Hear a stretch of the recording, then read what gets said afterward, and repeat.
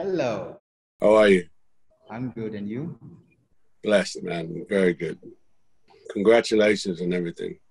Thank you, thank you, thank you. Amoako, I came because I wanted to speak about your work and, super like impressed by, your eye, your vision, being Ghanaian blood.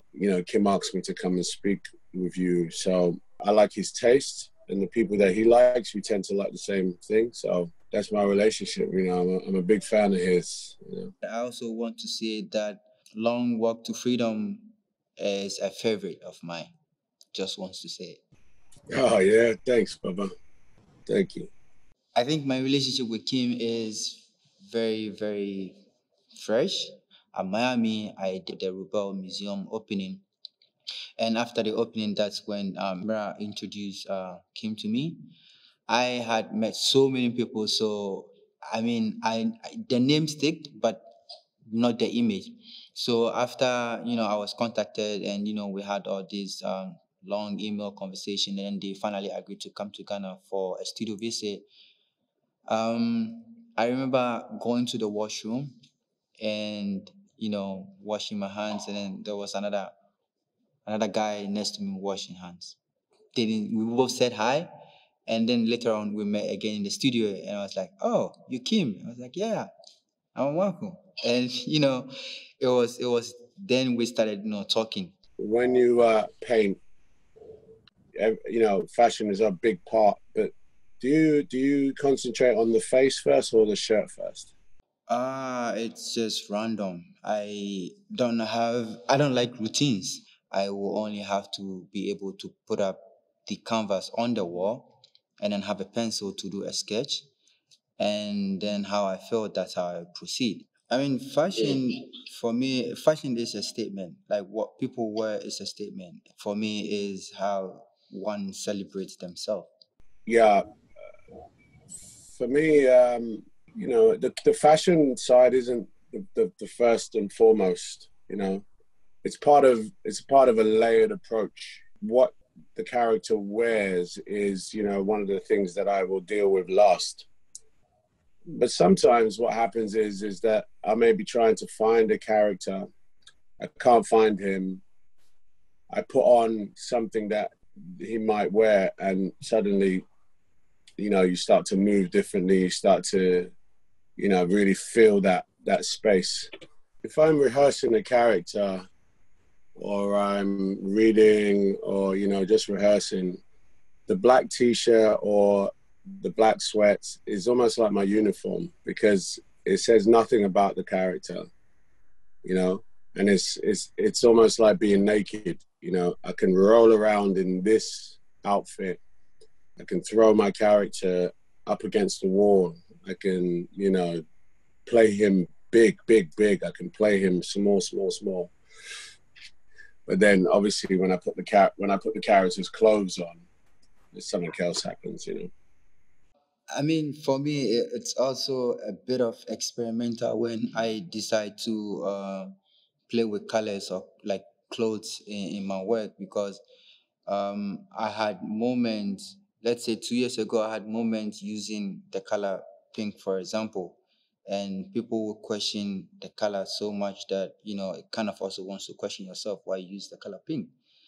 But then again, it also kind of makes you aware that it does something to them, and for them to be questioning you so much about pink, I will want to use it more.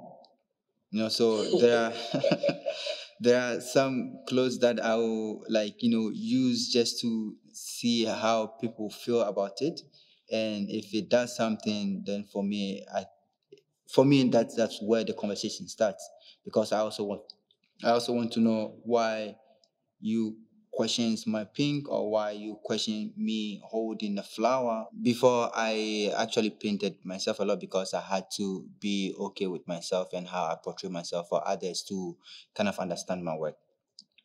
And so what I will look at is I will look at facial expressions, how celebratory they are, like how like the self-confidence, right?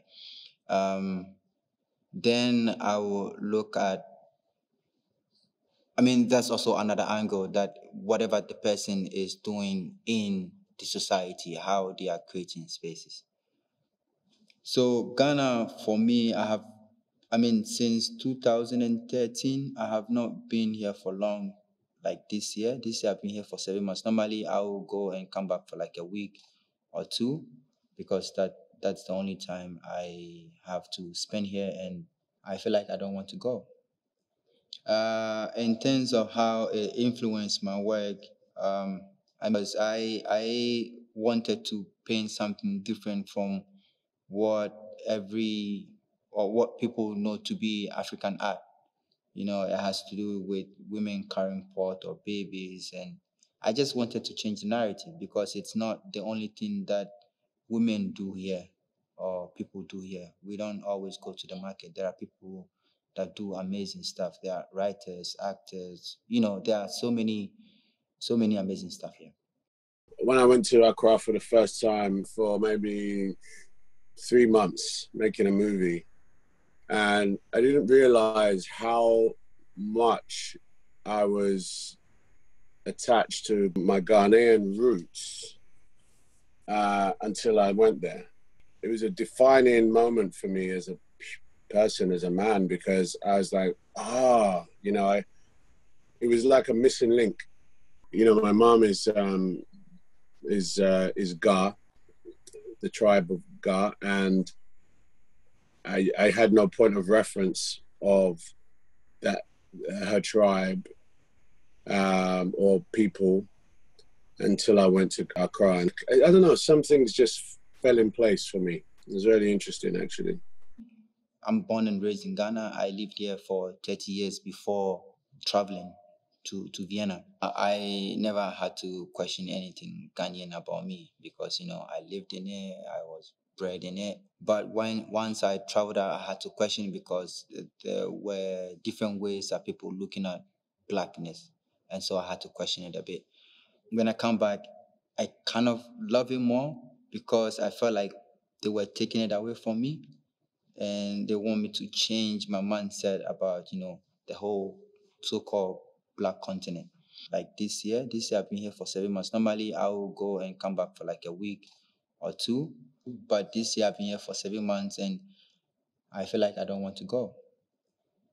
Even yeah, yeah, yeah, that's what I do. But there are a few things I would like to take, like in terms of music and DJing. Those are some of the things that I would actually like to learn at some point. You want a DJ? Yeah, I mean, I love music, so why not? I mean, if I have the time, sure. Do you play any instruments? I actually bought a guitar and a piano, but it's just in the studio. I have to make time for it. You got to pick it up. It's like I learned to play the guitar in the lockdown. Oh, I bought a guitar. I got some tutorials off YouTube, and I literally just, monkey see, monkey do. This is like listen, play, listen, and before you know it, became a habit. Every day I was picking it up, and now I can, play decent enough to write a song. oh, that's impressive. You paint with your hands, right? Yeah. So you've got a good connection with your fingers. That's that's the work. I always say if I didn't manage to be an artist, whatever job I would do, I would definitely do with my hands. So I have to stay in that range. Yeah, man. Let me help you with the DJing too, bro. Oh, that would be amazing. When you DJ, even though you're going to be playing the music you love, right? The actual art of DJing is about how you seamlessly tell that story. The thing about dancing when you're DJing is people like to just continuously be taken on a journey. Ups, downs, emotion, celebration. And it's how you say, oh, I've got these 10 songs that I love. If I put this one with this one, and then this one, and then that one, then you started to paint, you paint a picture, no pun intended, you're doing that same thing. My boss is listening. I will, after this conversation, I will talk to her again to get me those equipment. Yo, man, listen, congratulations on your collection. It's incredible, by the way. Amoako, good luck. Same to you. Soon, yeah. All right. Bye. See you later.